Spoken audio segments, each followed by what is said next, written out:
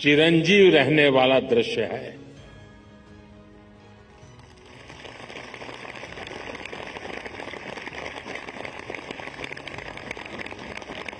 अगर बारिश न होती तो शायद इतना ध्यान नहीं जाता जितना बारिश के बावजूद भी। और जब श्रीनगर में बारिश होती तो ठंड भी बढ़ जाती है। मुझे भी स्वेटर लगाना पड़ा।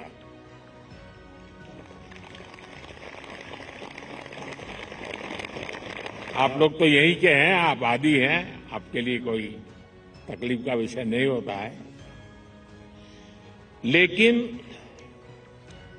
बारिश के कारण थोड़ा विलंब हुआ, हमें इसे 2-3 हिस्सों में बांटना पड़ा। उसके बावजूद भी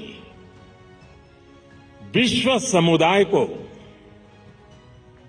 सेल्फ के लिए और सोसाइटी के लिए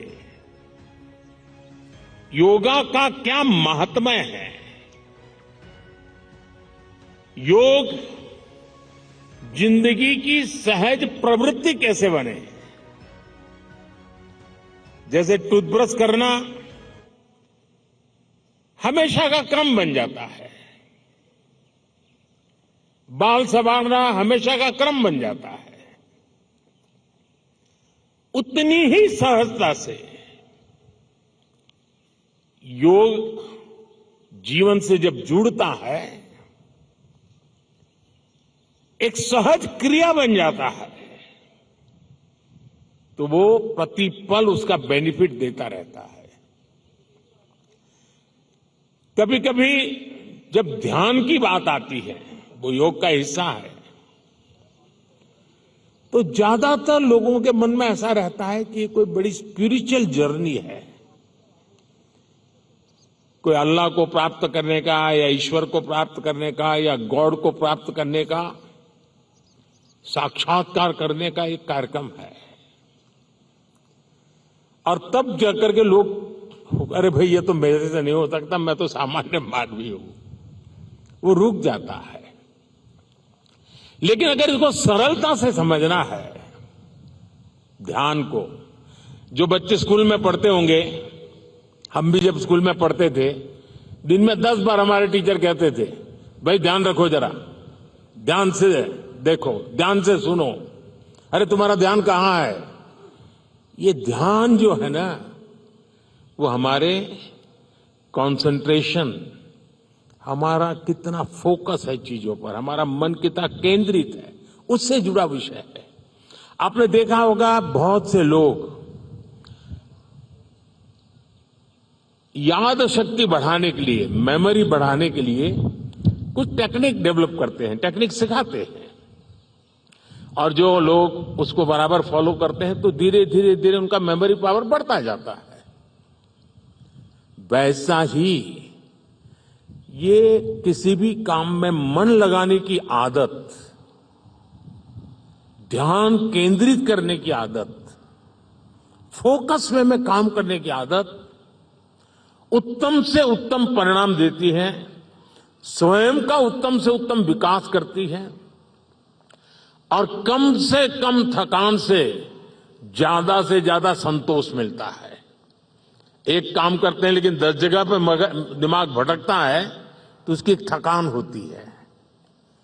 और इसलिए ये जो ध्यान है, स्पिरिचुअल जर्नी को अभी छोड़ दीजिए, उसका जब समय आएगा तब कर लेना।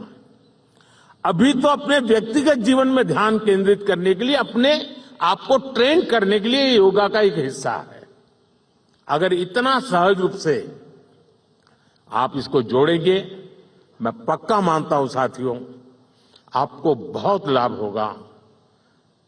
आपकी विकास यात्रा का एक बड़ा मजबूत पहलू बन जाएगा।